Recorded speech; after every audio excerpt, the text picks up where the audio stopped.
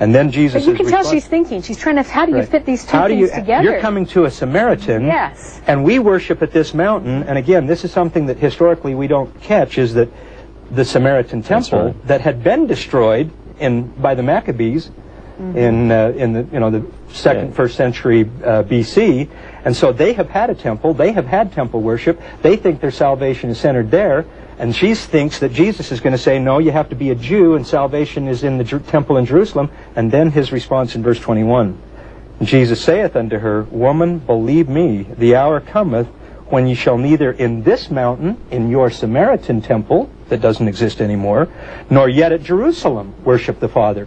Because not only is that an allusion to the fact that there won't be a temple in Jerusalem ultimately after his day, but I think Jesus is saying to her, he's setting in the stage for this discourse on worship.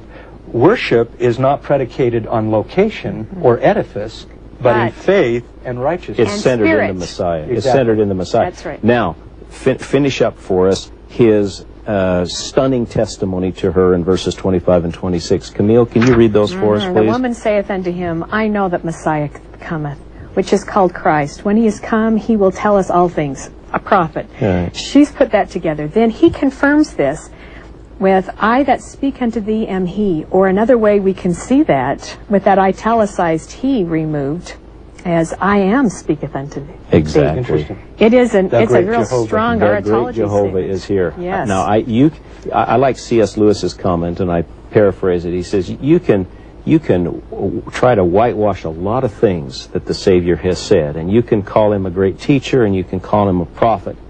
But it's pretty hard to dismiss this statement to the Samaritan woman when he looks at her and says, I am, in the technical sense of Jehovah. Right. Jehovah is here, speaking and to he you. is the Messiah, and he's speaking to you. Now, you can try to wash away a lot of things, but you have real trouble washing that away. Well, and I think we see that, and particularly, and maybe some of our viewers are not familiar with the Jesus Seminar and the contentions that many of them are coming up with, that Jesus himself never said that he was the Son of God or the Messiah. And you just have to scratch your head when you see passages like this, where he is clearly declaring himself to be the Messiah and the Son of God. Absolutely. This has to be one of the clearest passages in any of the Gospels of his declaration of his Messiahship and his sonship. Absolutely. That's an important insight. And notice to whom it is. Again, if it were to someone like Peter or Nicodemus even, but to a Samaritan woman of this reputation, she gives us a tremendous amount of hope and confidence of who the Lord is. This testimony is pretty all-encompassing when you realize that it's given to the lowliest of the low in the pecking order in Jewish society. Now, I'm interested in looking at the result of Jesus' testimony to the Samaritan woman in verses 39 through 42.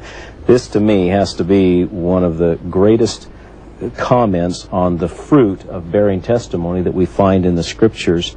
Verse 39 tells us that after he has borne testimony and the Samaritan woman receives the truth, that many of the Samaritans of that city believed on him for the saying of the woman. In other words, she obviously went back and said, I've found the Messiah. You got to come and see this. And of course which is remarkable anyone even listened, because I would say typically in that village they would not listen to her. I think it's the way she's saying it. She's got the Spirit now, and there is a message she says it has. with such conviction. And look what she says, come, see a man which told me all things that ever I did. Yeah. Is this not Well, go back to verse 35. There's an allusion there that is particularly interesting to us as Latter-day Saints because of its passage in modern Revelation in the Book of Mormon, where this is basically a missionary passage. The field is white. Go out and harvest. It is. And then, like you said, I think she's going out with the zeal of a newly converted person that wants to share this message of good news. That's exactly right. Verse 40, so when the Samaritans were come unto him, they besought him that he would tarry with them, and he abode there 2 more days. Before he decides to leave the village. So that's the profound effect that this one testimony has on an entire village. As the result of one testimony, many start believing.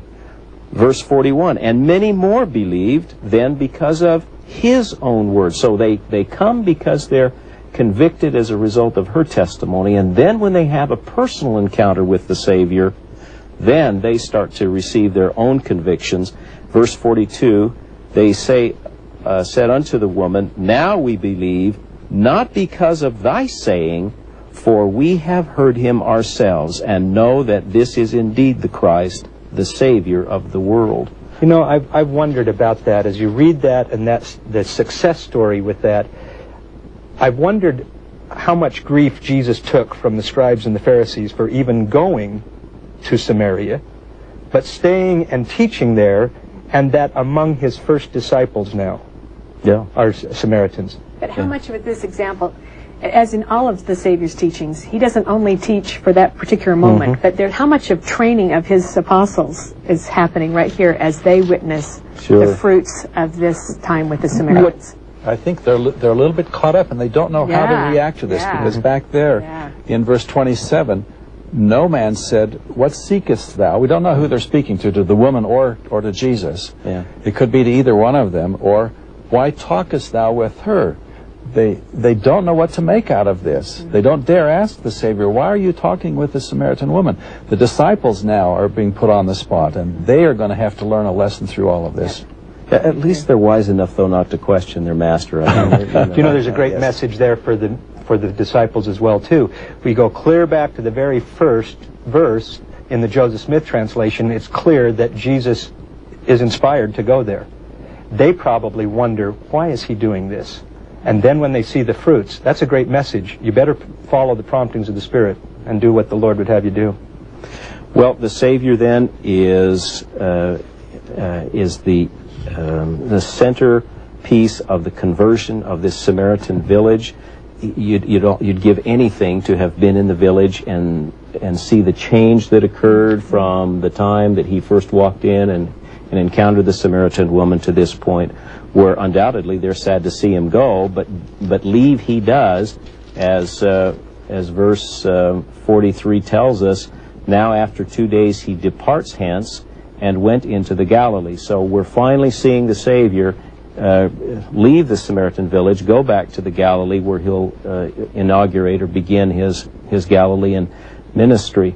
One of the things that I'm intrigued by is the way Luke traces for us the journey that Jesus makes from down south here in Samaria and Judea up to the Galilee. And one of the things he said is, that Luke says, is that while Jesus is traveling, he still has to wrestle with Satan, that Satan's temptations never leave him. So he's engaged full bore in his ministry, but still he has Satan to contend with throughout the rest of his 3 years, and that's a marvel to me, that and maybe even a paradigm for us, that while we do all of these wonderful things, we're still going to have the adversary to wrestle with, and it's the adversary, of course, once he gets to Galilee, that will be the subject of our future discussions.